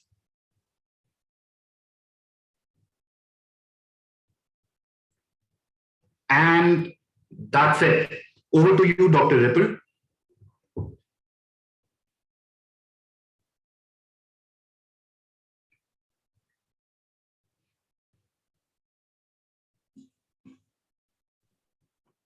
Thank you, Dr. Aikas. It was very well conducted and very nicely done. Framed the questions also. So now we'll move towards the next thing, that is a panel discussion. We have a moderator, Dr. Prashant Pandey, with us. So Dr. Prashant is currently working as additional. Sir मैंने जून and जुलाई के सारे complete He's working with Dr. Aikas. Can you mute yourself? कल तक आप ये confirm करके बता दीजिए जो Dr. एक Aikas? करनी है मैंने need to correct. So Prashant is working as additional director in Med Transfusion क्योंकि Medicine आपकी ज्वाइनिंग मिड अप्रैल की है, तो एग्जैक्टली हम थोड़ी देर रुक and के मैं एक बार transplant HR में बात करेंगे। immunohematology, ठीक है आप बात कर CP लीजिए Hospital, ज्वाइनिंग Noida. तो 2 days तो इंडक्शन ही थी Yes, फिर Dr. अप्रैल के Aikas. करने थे so I sign from 21st Dr. Aikas. Thank you sir Dr. Hello? Aikas, can you mute yourself, please? Hello? Hello? Hello? Hello? Sorry. So now we have a moderator, Dr. Prashant Pandey. He is working as additional director, head in transfusion medicine and transplant immunology, JP Hospital, Noida. Dr. Prashant has done his MBBS from King George Medical University, Lucknow in 2002 and done MD transfusion medicine, SCPGI, Lucknow in 2006. Previously, he was associated with Vedanta Medicity, Global Hospital, Bangalore and SCPGI, Lucknow. He has published more than 75 papers in index journals, national and international both. His area of interest is immunohematology, therapeutic apheresis, transplant immunology, flow cytometry, and quality in healthcare. He is an NABH hospital assessor also and assessed more than 20 hospitals. He is reviewer with many journals like Transfusion and Apheresis Science, Journal of Clinical Apheresis, Blood Transfusion, AGTS, Therapeutic Apheresis and Dialysis, etc. He has been received award for HD Shorty Travel Fellowship Award in 2010, ISTM Best Paper Award in 2013 and 15, both the years. Yes, Best Oral Paper Award in American Society of Apheresis in 2020. Best Poster Award in Korean Society of Hematology in 2021. He is co-convener SIG Therapeutic Apheresis by ISTM. He is a life member of various national and international organizations. Over to you, Dr. Prashant. Thank you very much, Dr. Ripple. Thanks for your kind words. And since we are running out of time, I would like to introduce all the 4 panelists in a short while. My first panelist would be Dr. Shami Shastri, who is working as the professor and head of the department, Immunohematology and Blood Transfusion, KMC, Manipal. And she is working there for more than 10 years. And she is having more than 75 papers published in various international and national journals. And she is having special activities like she has initiated in southern part of India the rare blood donor registry, and she has established international academic collaboration in transplant medicine at KMC Manipal. She is the PhD and guide and MD guide for the more than 10 research papers. Thank you very much, Dr. Shami. Second panelist would be Dr. Mohit. Dr. Mohit, who is working as senior consultant and head in Indraprastha Apollo Hospital, New Delhi. He is postgraduate in pathology. He has received fellowship training in advanced HLA testing from University Health Network Regional Histocompatibility Laboratory, Canada. He is the recipient of the Award of Excellence for Extraordinary Contribution in the Field of Transplant Medicine at the ISBTI 2017 quota. He has received SD Award in Jalandhar 2019, and he's having more than 50 papers published in the national and international journal. His area of interest definitely is the immunohematology, and he's doing large number of therapeutic apheresis and avian compatible transplant also.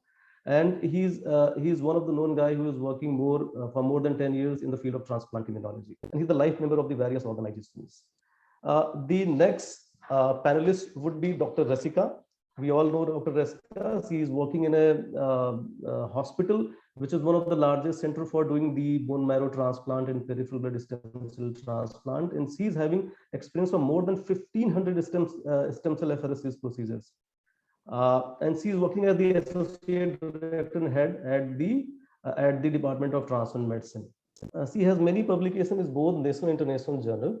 and she is the faculty of the DNB Transient Medicine program running in the hospital. Thank you very much, Dr. Rasika. And the last but not least, Dr. Sadhana Mangwana, who is working as consultant, senior consultant and head, Transient Medicine and Immunohematology at Sri Balaji Action Medical Institute, New Delhi. We all know that she is a very active member and treasurer of the ATOM. And she has published large number of papers, more than 40 papers in various international and international journals. And she has received awards like the President Award 1971 and J.R. Jolly Award in 2015. She is the reviewer of various journals and editorial. She is the editor of the IJHBTI also. And she is the certified NABH blood bank assessor. And she is the NABL assessor as well. Thank you very much, Dr. Sadhana, for being the part of the panel discussion. Now, straightforward, I will start the panel discussion. The panel discussion there won't be any kind of PowerPoint presentation here. It's straightforward. I will ask the questions from each of the panelists. I will ask 2 questions, and they will answer ex tempo.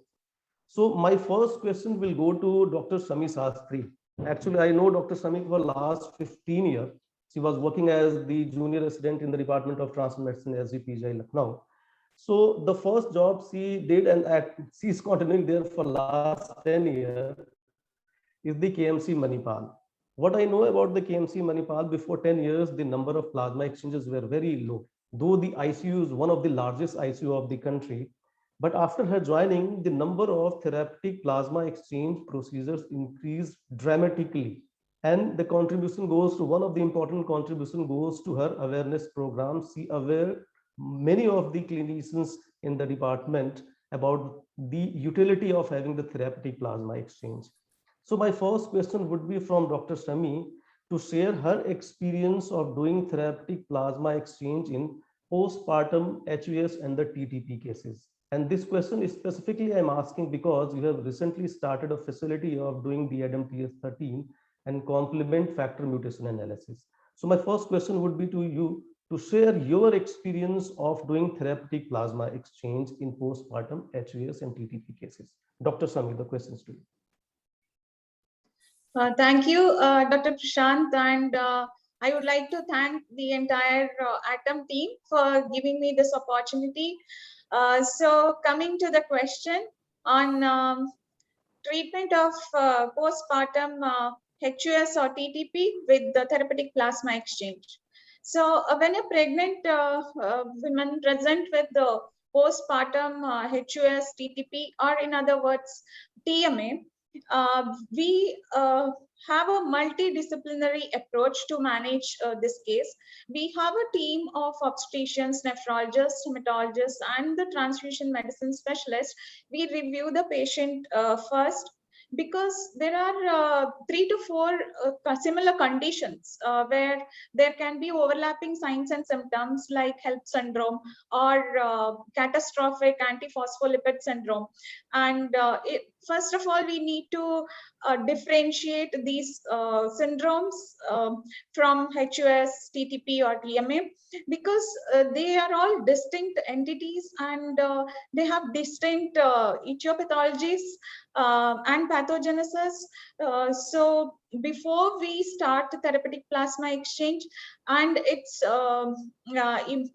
role in determining the patient management, it's important to differentiate these clinical conditions. So as you all aware, as we have discussed, TTP, first of all, TTP is due to severe deficiency of ADAMTS13 protease level.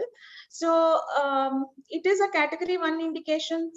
TP is really helpful in removing the autoantibodies directed against ADAMTS13.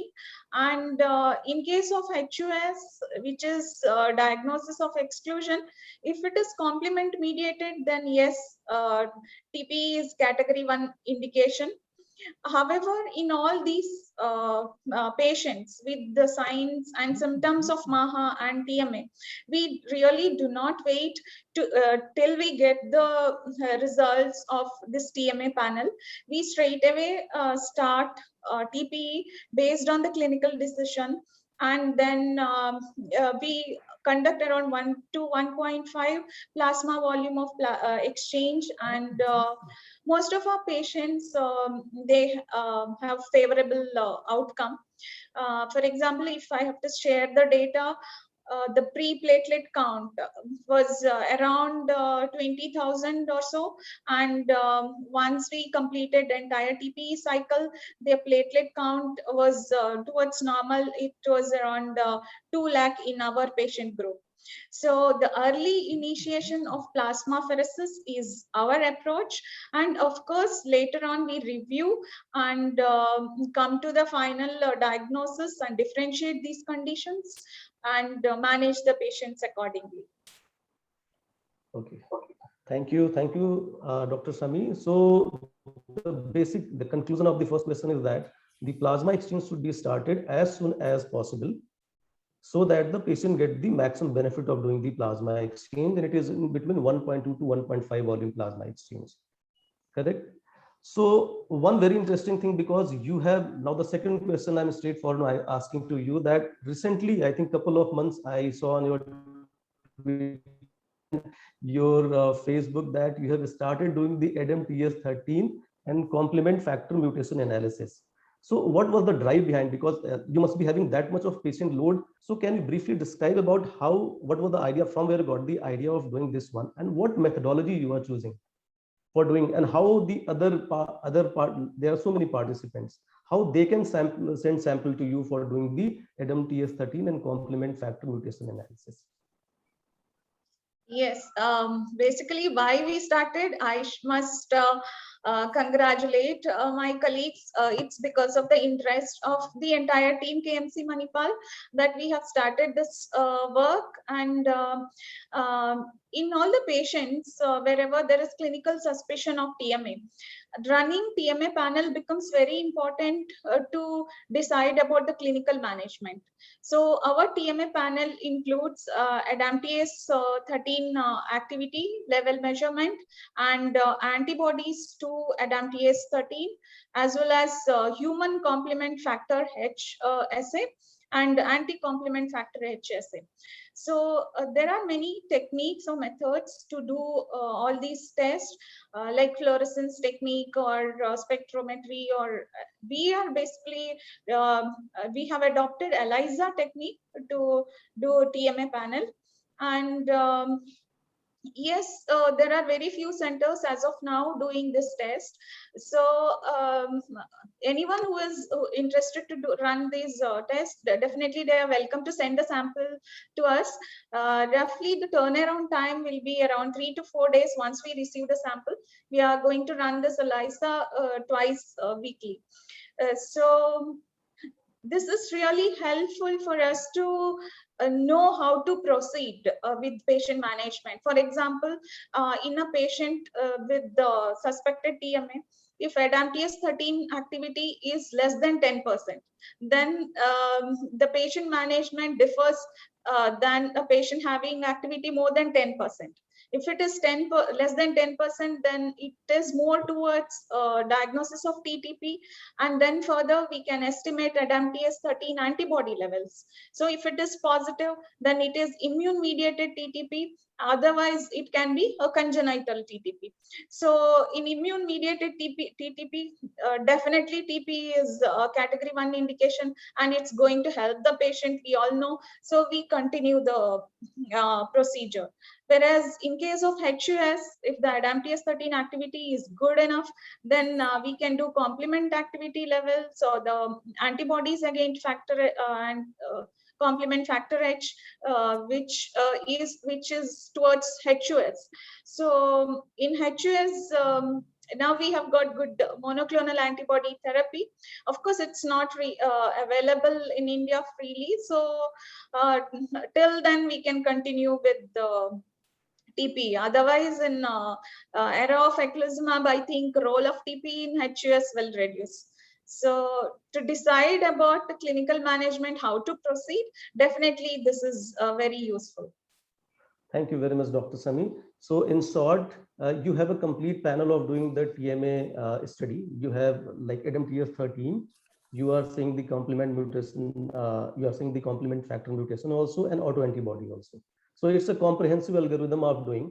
So thanks, Dr. Sami, for the straight to the point explanation of both the questions. And again, congratulate you for starting this new activity. And hopefully, if we require, then we will also send sample to you, because the turnaround time is not big. It is just 3 to 4 days. Now, after Dr. Sami, now the next question I would like to Dr. Rasika, and that would be definitely about the peripheral blood stem cell harvest, because she is having she has experience of more than 1,500 peripheral blood stem cell harvest procedure, and she is working with the institute, which might be the largest BMT center one of the largest, I should say more precisely, but it is one of the largest BMT center of the country. So she has a vast experience of doing the peripheral blood stem cell harvest. So from Dr. Rasika, I would like to, because the participants would be very interested to know about her institutional experience in the superiority of the peripheral blood stem cell harvest over the bone marrow transplant. Because we know the peripheral blood stem cell harvest has a lot of advantages, but what she has in her data to present. Dr. Rasika, can you answer this question? Yeah, thank you, Dr. Prashant, and thank you, the ATOM organizers, for giving me this opportunity.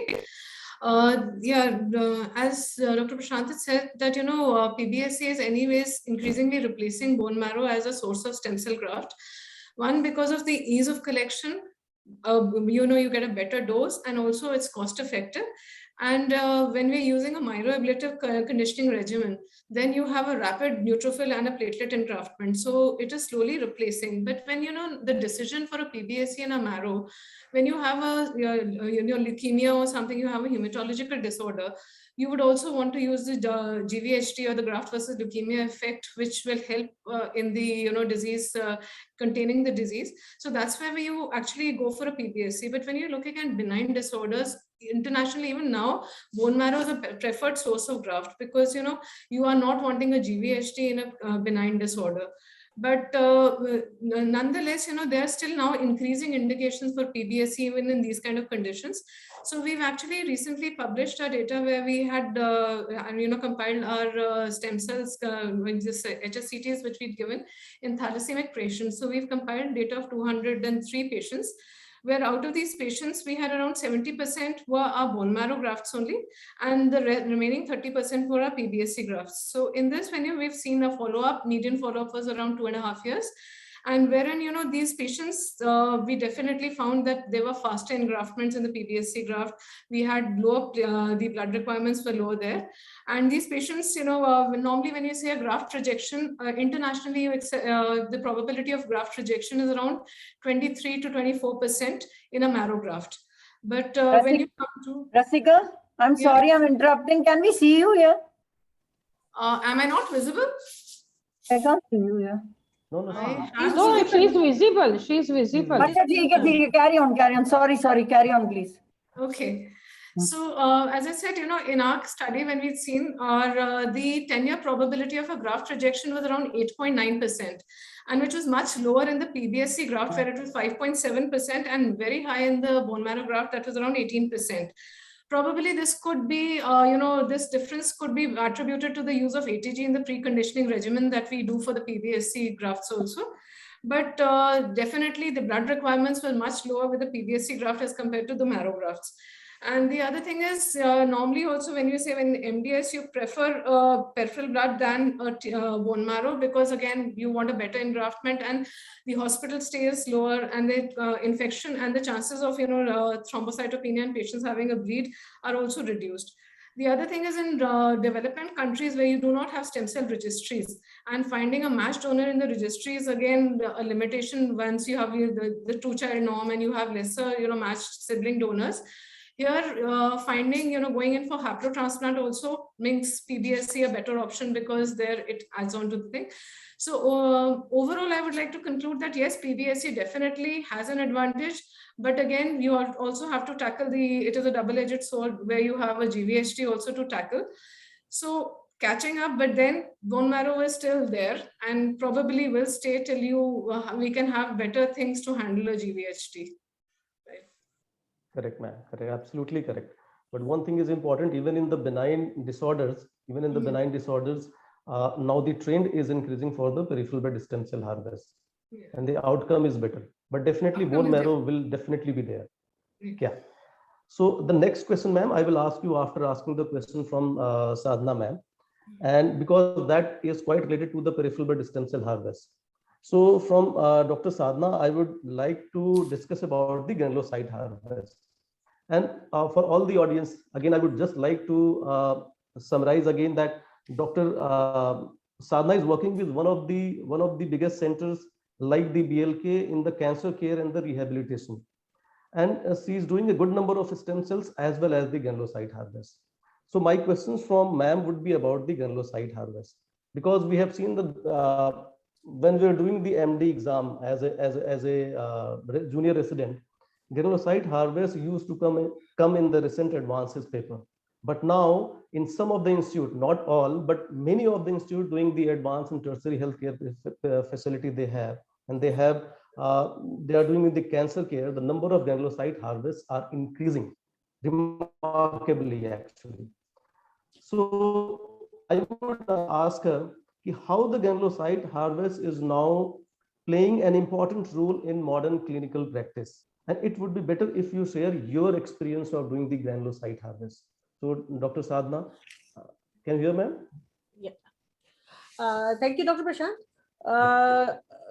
Actually, as per, if we go by the definition for any granulocyte harvest and transfusion, so granulocyte transfusion is said from collection by the donor stimulated by GCSF with or without corticosteroids, collected from a centrifugation leukapheresis machine through a larger volume, say 8 to 10 liters of the that volume processed.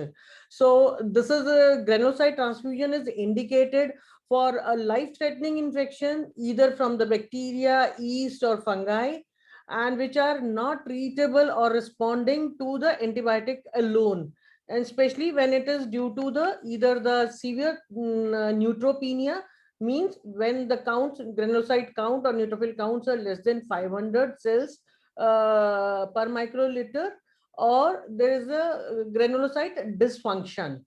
So recently we have done for one patient of AML back to back for 7 days the granulocyte harvest, and the patient has really shown us the good response. Although the culture every time for that particular patients were negative, but he was having a severe symptoms of the sepsis, hypoxia, and even all symptoms.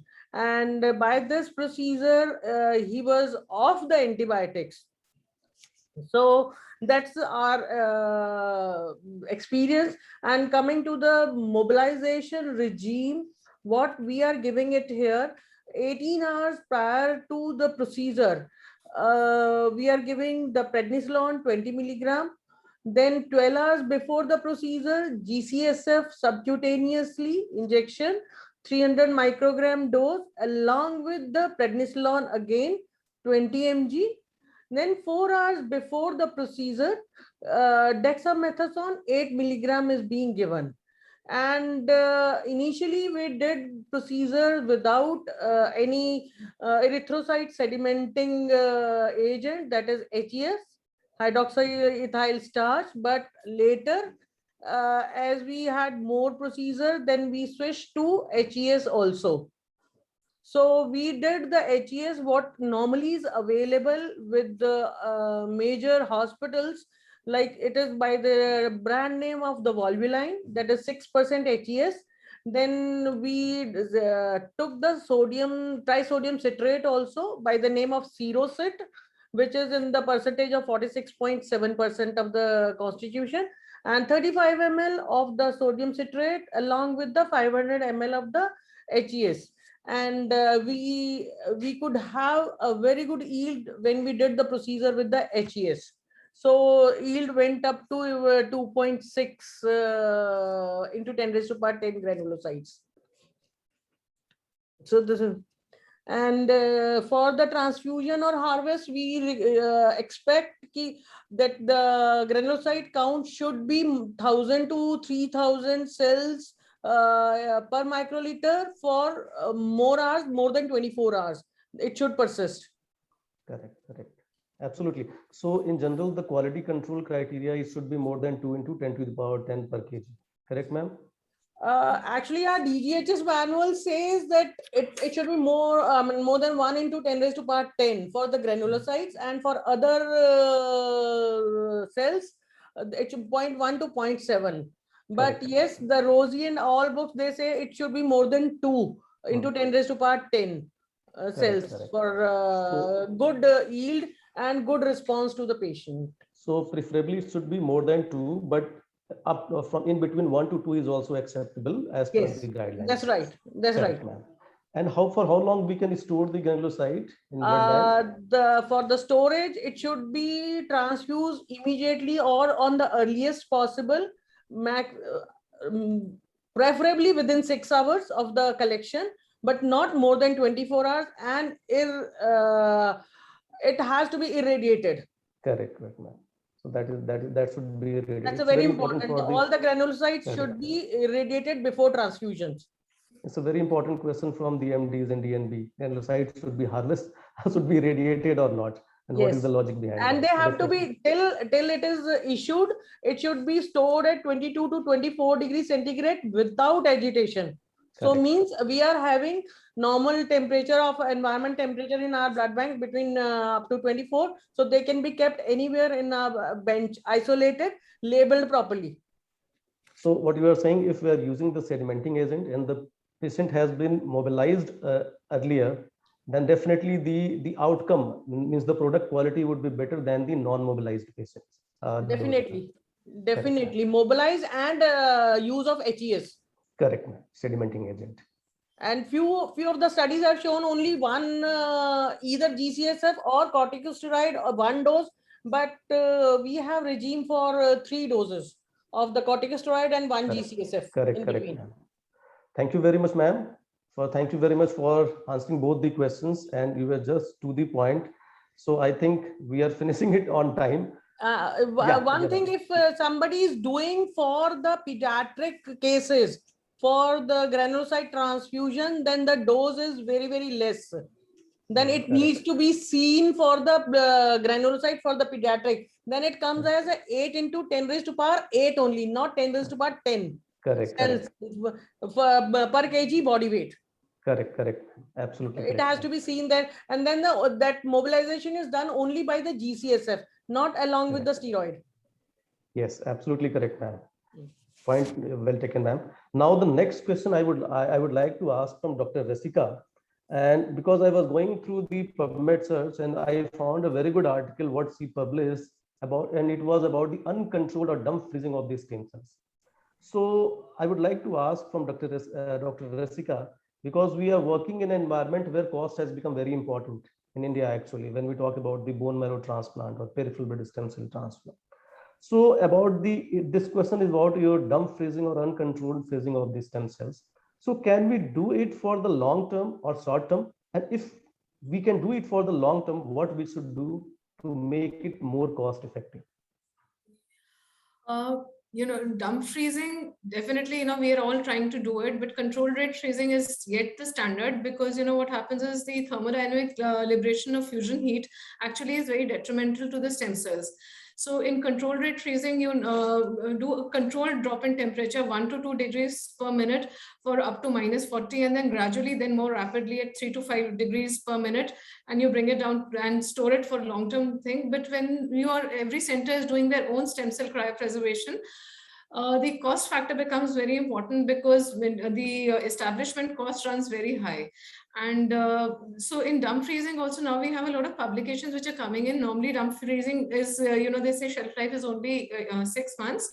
But they've also noticed that if dump freezing, you can go up to as much as even 1 year. There are publications that are coming out and people are doing, though there's definitely a drop in viability, because at -80, the viability starts going down as time there is there. But because, you know, we are using this as a rescue therapy in these transplants, so more than 6 months, normally it is not being used until unless, you know, you're doing you intend to do a myeloma tandem, or you're trying to do a lymphoma tandem. In our country, the problem is because, you know, whenever you have a myeloma patients, you do multiple cycles of chemotherapy. And by the time, you know, you actually decide to go in for a transplant, the prognosis anyways has gone down dramatically. So if we start, you know, it has to start at the clinical level where, you know, once you have a patient and you decide, you know, something like all of us have heard about Lisa Ray. So, you know, when she went through a cycle and all, and then she was offered transplant upfront. But here, you know, what happens is we have multiple cycles, and by the time the patient actually comes for a transplant, the tandem and, you know, the patient's survival chances reduce dramatically. So one, at the clinical level, if, you know, we start working on giving transplant as an option initially, and then for a tandem, then we can go for controlled rate freezing. And once we have more options available, probably we'll have smaller, you know, the tanks, the liquid nitrogen tanks and all, we'll have smaller sizes available. And we need to work on the cost which is there, where we can have small assemblies for smaller units rather than having bigger assemblies which are there. Ideally, controlled rate freezing is there, but dump freezing is also coming as an option where, you know, you can at least manage in your own centers. Correct, ma'am. Absolutely. And that paper was actually beautiful. We described everything about how to go and the whole algorithm you discuss in that paper. So it should first thing is that we should go for the short term for 6 months. That is everywhere is mentioned. But when you go for the long term, then there are limited options actually, and the correct option is to go for the controlled rate freezing. Correct, ma'am? Yeah. Thank you very much, ma'am. Thank you very much for answering both the questions. Now our last panelist is Dr. Mohit, and I think he doesn't require any introduction because he is working in an institute which is doing one of the largest number of therapeutic apheresis procedures. He is working in that organizations. And this institute is doing large number of ABO incompatible transplants. So my first question from Dr. Mohit would be about his institutional experience of doing the plasma exchange in ABO incompatible kidney transplant. Thank you, Dr. Prashant, for the kind introduction that you gave. And I would also like to thank the ATOM organizers for calling me over for this panel discussion. About ABO incompatible transplant, yes, we are an institute where we perform a lot of ABO incompatible transplant. We have got a rich experience of that. And in Apollo, we have done approximately around 200 or more kidney transplant, which are ABO incompatible. And we have managed to do it with a conventional plasma exchange as well as with the selective procedures like double filtration. We had tried our luck, but we have done a lot of immunoadsorption column method as well. So what we have come to know that when we started, we were not that wise enough that, and we were all speculating that whether this would work or maybe the outcomes will not be that great. But to our good fortune and the things that we have done, I think the cases have come out, the outcomes are well, and now that we have compared, in fact, we have published a few papers on them, and we have tried to compare the outcome between the ABO incompatible and the compatible transplant. And they are actually, the outcomes are equal, or they are not any less than the compatible transplant. So that is one thing. And secondly, we have also tried to compare between the selective methods like immunoadsorption versus the conventional. And we have found out that even with the immunoadsorption column, if we start it upfront, especially with the titers being high, like more than 256 or so, and if the patient is affording, we have found that, okay, these immunoadsorption columns have really helped these patients to, in their average length of stay, as well as in reducing the titer. So if we started upfront, it has been quite well that way. Oh, so if the titer is high, then you prefer to go for the immunoadsorption. If the titer is low, then conventional plasma exchange. Yeah, that's what we. It all depends upon the patient's financial condition. Of course, that because we all know that these columns are quite they are on the expensive side. So yes, we have to take that into consideration as well. Correct. So with using the immunoadsorption column, the length of hospital stay and the rate of complications of the plasma exchange in the plasma usage decreases definitely. Right. So immunoadsorption column is selective, so it's superior to the conventional one, but it all depends upon the patient's financial condition and the patient's initial titer. Correct? Yes. Yes. Thank you very much. And the second question from you is just related to that one. What is the threshold titer for going pre-transplant? Pre-transplant, what is the threshold titer, and what is the method you are using for doing the titration? So the method that we are using, I will first answer that upfront, is that we are using the SPRCA, but we have actually evolved, if I say, and we started with the conventional tube technique, and we actually compared it between 5 different techniques, and then we moved on to the IgG selective SPRCA method, which has been standardized now, and we have compared it in a inter-lab comparison as well. And but the point I'm trying to make here is that it is whatever technique that you are employing, you should actually perform the same thing again and again. So it has to be consistent. You can't start with a conventional tube technique and then report, in a CAT or SPRCA method. So whatever you're doing, you have to repeatedly do that, whether it's for the desensitization or for post-transplant immunological surveillance, like in AMR. So even if you're doing a pre-transplant, if you're doing a technique, say SPRCA, you give the titer on the same technique. If you're doing IgG plus IgM, give IgG plus IgM later also. You can't be switching over, things. So whatever it is, it has to be consistent. But if you talk of the threshold that we have, it is 1:8, which is IgG that we do. And that is the titer below which our clinicians are very comfortable. And of course, the lower it is, the better it is. But 1:8 is the cutoff that we take. Correct.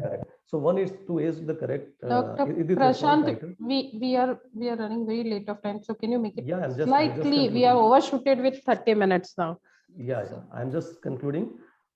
Thank you very much to all the panelists for being with us. And you answered all the questions. Though I am handing over mic to Dr. Ripple to conclude the talk. Thank you. Thanks, Dr. Prashant. Thank you, Dr. Prashant. Thank you, Dr. Prashant. Thank you.